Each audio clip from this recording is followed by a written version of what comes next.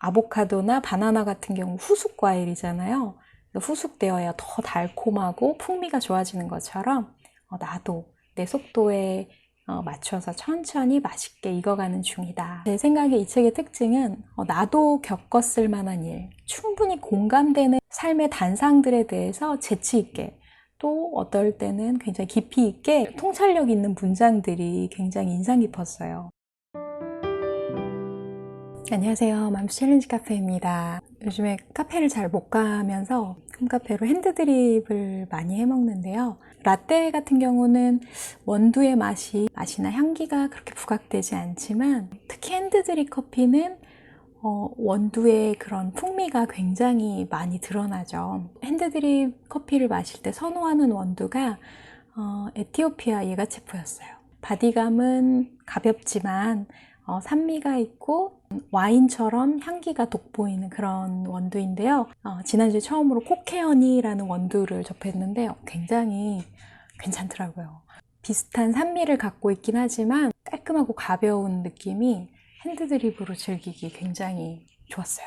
지금도 먹고 있는데 가볍고 산뜻한 경쾌한 맛이 이 책과 커피가 굉장히 어울린다는 생각을 했어요. 그래서 여러분에게 소개해드리고 싶은데요. 오늘 소개해드릴 책은 포스트잇처럼 가볍게 살고 싶어 라는 책입니다. 아침마다 브런치 글들을 하나씩 추천해서 보내주는데 호사님의 글이 굉장히 감칠맛 있고 재밌더라고요. 그래서 그 브런치 글을 통해서 책이 출간됐다는 소식을 듣고 찾아서 읽게 됐는데요. 여러분 연태까지 열심히 사셨죠. 저도 열정적으로 좀 일하는 타입이었어요. 특히 20대 야근하다가 곧 아침이 될 때까지 몇 시간 안 남았으니까 그냥 침낭에서 사무실에서 자고 막 그런 적이 많은데요. 이 책은 그렇게 강력 접착제처럼 살아온 분들에게 추천하는 책이에요. 뒷날개에 보면 내 얘기 같다는 생각이 든다면 이런 포스트잇 자세로 살아가야 할 때라는 이야기를 하는데요. 읽어드릴게요. 쉴 틈 없이 바쁘다는 생각이 자주 든다.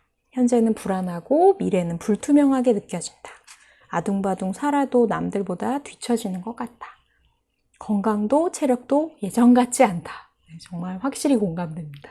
인간관계에서 나만 손해보는 기분이다. 일요일 오후부터 출근 생각에 스트레스 받는다. 열심히 그리고 항상 노력하는 삶을 강력 접착제에 비유를 하거든요. 그렇게 악착같이 자기도 살아왔는데 결과가 좀 항상 불만족스러웠다. 미련이라는 찐득거리는 그런 찌꺼기가 항상 남았었다. 이제는 미련 하나 남기지 않고 돌아서는 아주 경쾌하고 가벼운 자세, 즉 포스트잇처럼 살기로 했다고 해요. 이 저자가 포스트잇을 굉장히 애정한대요. 왜냐하면 아무데나 그냥 딱딱 붙이고 뗄 수 있고 흔적을 남기지 않는 매력을 갖고 있죠. 아침에 포스트잇에 자신의 그런 업무, 일일 업무를 적기도 하고 또 스트레칭하기, 물 마시기 같은 그런 간단한 습관 같은 것도 적고 그 리스트를 하나씩 지워갈 때 굉장히 보람을 느끼고 기쁘죠. 그리고 하루의 일정을 다 마친 후에는 그냥 미련 없이 홀가분하게 쓰레기통에 투척하면 끝. 제 생각에 이 책의 특징은 나도 겪었을 만한 일, 충분히 공감되는 삶의 단상들에 대해서 재치 있게, 또 어떨 때는 굉장히 깊이 있게 통찰력 있는 문장들이 굉장히 인상 깊었어요. 저는 재미있는 문장 보면 어떻게 이런 단어들을 조합해서 이렇게 재미있는 문장을 만들었을까 굉장히 신기하기도 하고 재밌기도 하고 그러거든요. 만화책보다 더 재밌다는 생각이 들어요. 예를 들면 상대방이 불편을 겪기 전에 알아서 미리 장애물을 제거하는 쉰내병, 일종의 을병, 하인병이 있다. 그래서 식당 가면 먼저 막 숟가락 세팅하고 그럼 물컵에 물 따르고 막 여러분 안 그러시나요? 저만 그런가요? 고깃집에서는 불판 위에 지휘자가 되기를 자청하는 그런 자신, 좋은 사람이 되기 위해서 노력했던 그런 모습들을 표현하는 문장들이 재밌었고요. 또 미용실에 관한 이야기가 나와요. 미용실 거울은 왜 이렇게 잔인할까? 사람의 못생김을 부각하는 특수 처리라도 한 걸까? 날로 발전하는 뛰어난 카메라 보정 기술 때문에 자기가 진짜 그게 나인 줄 알고 착각하며 살았는데 미용실 거울은 나에게 말한다. 착각하지 마. 너 원래 이렇게 생겼어. 그래서 세상에서 제일 잔인한 진실의 거울 앞에서 참회의 시간을 가졌다. 이런 또 재미만 있는 게 아니라 인생의 내공이 느껴지는 글들도 있어요. 근데 그것도 심각한 분위기가 아니라 중요한 곡을 찌르지만 가볍고 유쾌하게 던지는 거죠. 노화와 경험은 1+1 패키지 상품이다. 하나의 노화가 왔다는 건 나의 경험치 레벨도 한 단계 상승했다는 의미로 받아들이고 있다. 그래서 애써 안티에이징 크림을 바른다든지 어울리지도 않는 젊은 취향의 옷을 입는 따위의 일은 하지 않는다. 옷도 마음도 여유가 있어야 살기 편하다는 걸 이제 알게 됐다. 거의 이 책의 막바지에 보면은 이런 이야기를 하고 있는데요. 인생의 맛이 제대로 드는 순간은 사람마다 다르다. 나는 직사광선이 닿지 않는 공간에서 일정한 온도와 습도로 차분히 숙성의 시간을 들여야 하는 후숙 인생이다. 아보카도나 바나나 같은 경우 후숙 과일이잖아요. 후숙되어야 더 달콤하고 풍미가 좋아지는 것처럼 나도 내 속도에 맞춰서 천천히 맛있게 익어가는 중이다 라는 이야기를 하고 있고요.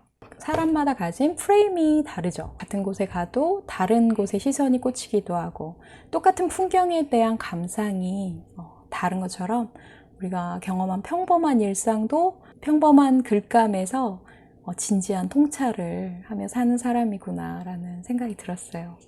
이제 2020년이 2달 조금 넘게 남았네요. 네, 이 해의 목표 여러분 정하고 시작하셨나요? 이루지 못한 게 수두룩할 텐데 그것 때문에 스스로를 체근하지 말고 사실 뭐 2020년의 하루나 2021년도 1월 1일이나 하루하루의 가치는 다 동일하잖아요. 제가 맨 처음에 커피 얘기로 핸드드립 원두를 추천해 드리면서 이야기를 시작했는데 여기에 한 챕터도 커피에 대한 이야기를 해요. 사람이 커피라면 당신은 어떤 커피인가요? 자기는 따뜻한 아이스 아메리카노가 되고 싶다라는 얘기 하는데요. 좀 이상하죠? 카페 가서 따뜻한 아이스 아메리카노 달라고 하면은 굉장히 바리스타가 어려워하겠죠? 아메리카노는 질리지 않고 베이직한 그런 메뉴잖아요. 그렇게 아메리카노 같은 텐션을 유지하며 살았는데 때로는 너무 뜨겁거나 너무 차가웠다는 거죠. 사회생활 초기 때는 내 그런 초라한 나를 들키지 않기 위해서 엘사처럼 얼음벽을 치기도 하고 그리고 익숙해지면 내일이 없는 것처럼 정말 모든 걸 불태우면서 밤새서 일하고 이렇게 뜨겁게 살기도 하고 그런데 나이를 들다 보니까 그렇게 열정적으로 살 필요도 냉혹하게 자기를 객관화할 필요도 없는 것 같다. 온기가 느껴질 정도의 따뜻함을 가진 따뜻한 아이스 아메리카노가 내 삶의 목표다라는 이야기를 해요. 여러분은 어떤 커피에 비유할 수 있을까요? 저는 생각해 봤는데 비건 라떼? 우유 대신 비건 밀크를 이용해서 라떼를 계속 만들어 먹고 있는데요. 그 이유는 여러분 아시죠? 환경도서 소개해드리면서 비건 밀크에 대해서 소개해드렸죠. 우유처럼 고소하고 부드럽지만 느끼하진 않고 유당불내증을 일으키지 않는 건강한 커피. 보면 볼수록 만나면 만날수록 건강해지는 그런 좋은 영향력을 주는 사람이 되고 싶어요. 네, 오늘 이렇게 포스트잇처럼 가볍게 살고 싶어. 제가 리뷰도 아주 가볍게 심플하게 빨리 마치는 것 같습니다. 한 챕터가 1장 반에서 2장 정도 되거든요. 향긋한 차 한잔 하시면서 마음의 여유 챙기셨으면 좋겠습니다.